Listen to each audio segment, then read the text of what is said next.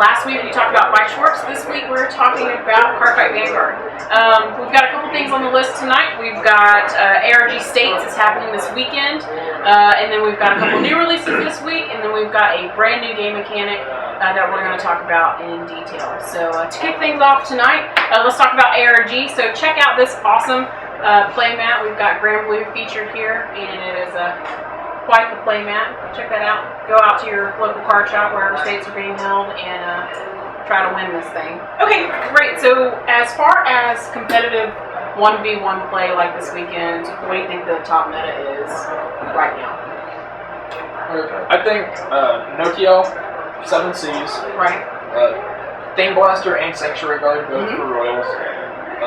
Revengers, I think, have a very good early game that can make them playable. Okay. More than playable, in fact. Chaos, and probably Dimension Please a bit as well. Okay, great. If you were to get, for those who just don't know what clans those are, Angel Feather, Royal Paladin, Shadow Paladin, D-Police, Link Joker. Sorry. So let's talk about what makes these decks stand out. You mentioned like early play. I know there's some control aspects. So talk about what makes them just a step above the rest. Nokia is just not very fun to play against. Nokia and 7 Cs right now, I feel like are on a tier just all their own above the other decks. Both of them in common have that they can just generate a ton of advantage for very little cost. Toolbox. They're very good at toolboxing and can also hit ridiculously powerful columns for very low cost. Like, it's just free advantage and power. It's crazy. Yeah, I mean, Grand Blue can attack you with all their rear guards, and you go to get rid of them, and it doesn't matter. They're going to keep coming back, and they don't have to play anything from their hand. Nokia, they're like, oh, you gave me damage. Well, that was the card I needed anyway. Thank you. And oh, while I'm doing that, this is getting buffs. So you are literally being punished by playing the game. That's it. Yeah, exactly. How great is it that some of the older clans like Grand Blue are getting not just support, but good support that's making them tier 1? Like, what do you guys feel about that? I actually like it. A lot of the revival, at least cards I would feel are revivals, are making more playable decks, giving a little bit of variety to the clans. You used to have one deck for the clan, and that's the only thing you could play. Now you have maybe 2 options, 3, unless you're aiming for them, then you only have 1. I do think it's good, but at the same time, I think it sort of hurts drawing new players to the game. When most of your meta decks involve old cards that do not have reprints, or those cards that do have reprints, say Chaos Breaker's Secret Rare, are very expensive and not easy to obtain. But Bushiroad is actually getting a little bit better with that. Ruin Shape was reprinted. Olivia's getting reprinted for different reasons, but it's getting reprinted. Also, Sanctuary Guard is being reprinted in a special trial deck, I'd call it. It's a starter deck, so that's what I was going to mention is, do we think that the starter decks are going to help kind of compensate for some of those old cards that you don't really see anymore? If they start putting good cards. If they, I think it will. I think but like you said, I guess introducing the game, yeah. I'm not trying to deter anybody, but if you're trying to get into more competitive, it's going to be a little different. You know what I mean? Because of, like he's saying, there's still older cards that are still needing to be in those decks that will not be included in those starter decks. You know what I mean? But in it, I was just gonna say, do we agree that the easiest way to get into competitive play right now is probably Gear Chronicle? Yeah, okay. To get into it. No, I'm not saying that it's the top tier deck, but I'm saying like if you want to play, it definitely helps. It has the most support. It has the most recent support in the trial decks. I mean, you think for a new player, Gear Chronicle is a good place to start. The entirety of Gear Chronicle falls within G regulation format. Right. So none of it's out of front. Yeah. So yeah, and I believe even the starter decks, from the starter decks to the trial decks, all of them have the G units and all that. So there are trial decks and even some of the legendary decks that will really put you a part of the game and even possibly ahead of the game in some cases. But for the most part, yeah, it's it's self-explanatory. Starter decks are starter decks. So, you know, it's just to introduce you to the game. There are cards you can use from it, and then create from booster packs. You will need to go get some, cards out of the booster packs, which is still fun anyway, to enhance your deck if you want to make it the best that you want to make. Okay. Well, we talked about, so ARG is a 1 versus 1 format, but we've also got Springfest is still in season right now, and we're in the middle of Team League. So I'm just going to go around, and I just want you guys to talk about what your dream team would be. What are the top 3 decks that you would take with you if you had access to the entire card pool? So, Brian, what's your dream team? Okay, first and foremost, I would say No Shield would have to be a player in this, simply because it's just too good. Next, I would say it would be a tie between Thing Blaster or Sanctuary Guard. Both of them are Royal Paladin decks. Both of them have decent mid and early gameplays, and they have finishers. And from personal bias, I would love to see an Overlord deck on the last slot. It's got new support. It should get a lot more popular, and you have a few more cards you can try and work with on that. Okay. Connor, what's your dream team? I would say no TL for sure. Just everything we've said about no TL already. Thing Blaster, Sanctuary Guard as well. Both of them share the great early game. Just consistency, good early power, good finishing power. And I would pick Chaos as my 3rd deck. Okay. Just for the control. It draws a ton. You're not going to beat it by breaking its in. So are we saying Messiah's out and Chaos is in 100%? Is that how we feel? Oh, well, yeah, I think so. I personally like Messiah more, but I understand and actually like his points on Chaos Breaker. Chaos Breaker handles control a whole lot better. Yeah. But I just like Messiah's mechanics better personally. And I mean that's your preference too. You know, like she said, your dream team anyway. So these are our ideal.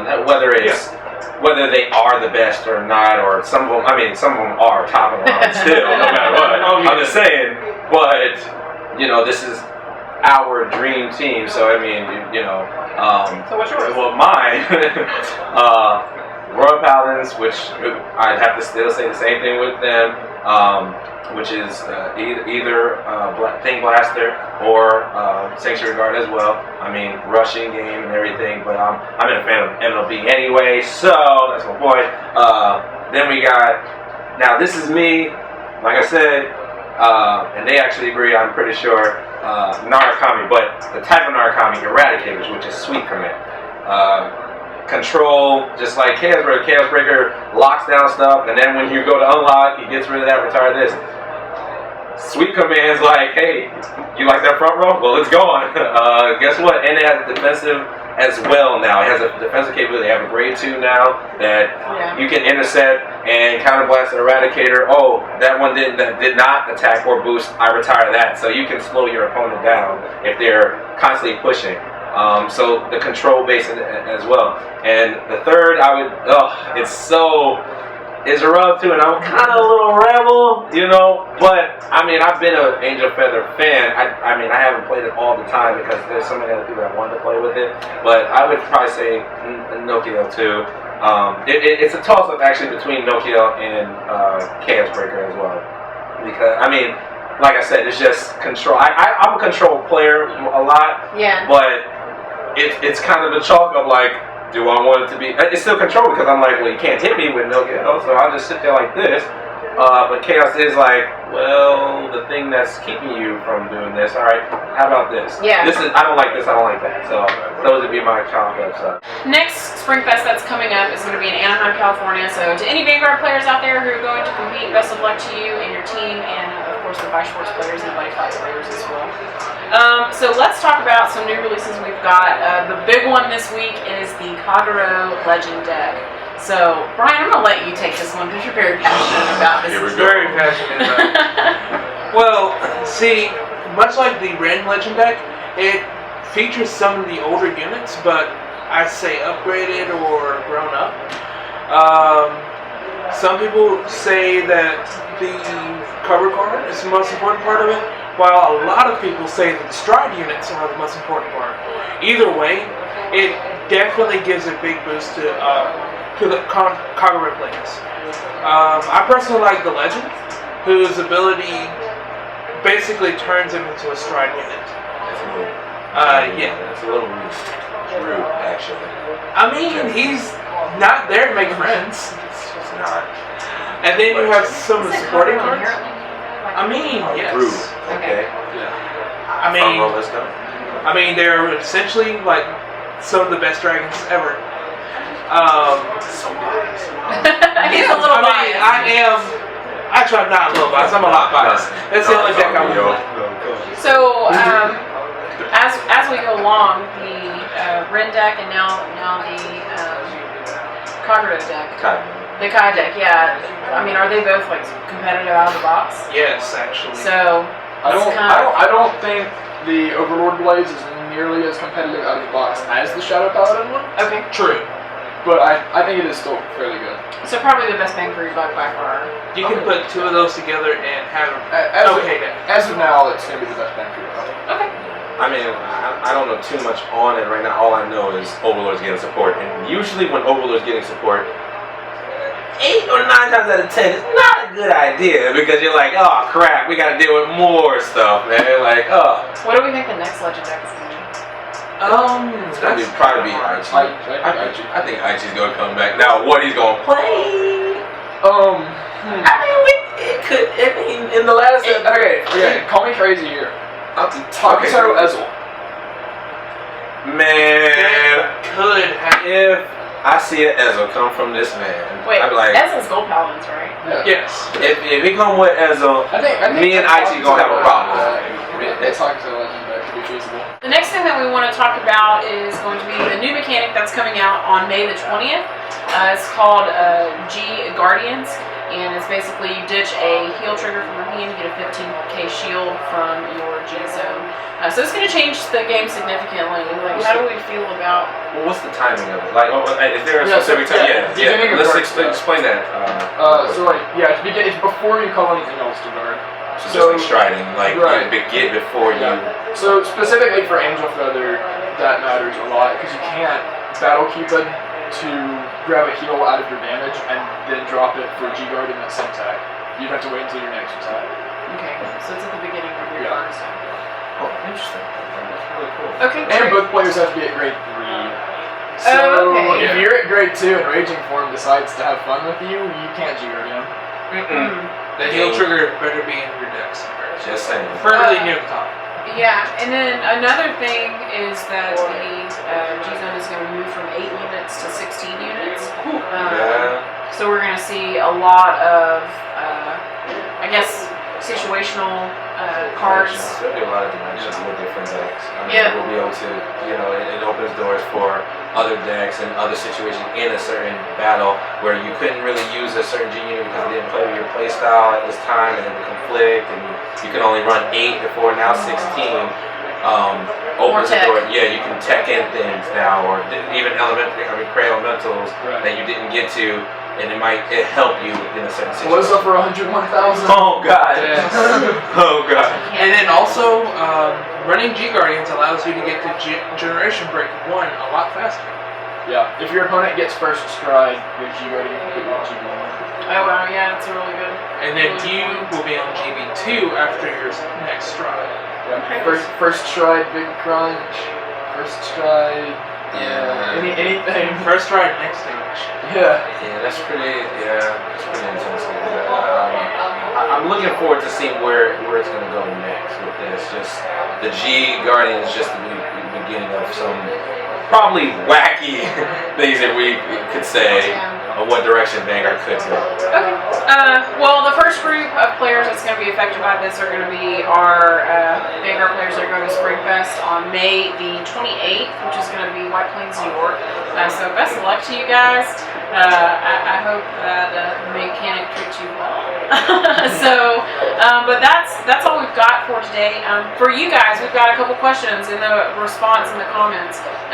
One, who is your dream team? Who do you want to see at Springfest? What 3 decks would you put together and why? What decks have you taken? Have you been on a team and how did your team do? And then the last question is how do you feel about the whole G-Guardian thing? What plans maybe you think may be affected by it? What can get pluses by it? Who gets Cardfight? Yeah, so we can name a few. let's chat. So other than that, that's all we've got for this week. Thank you so much for watching. Again, this is Brian, Connor, Ty, and I'm Alex, and we'll see you next week on More Than That. Thanks so much. All right. It's gonna be really weird when you cut that together and the playmat was on the table and it's in my hand. Yeah.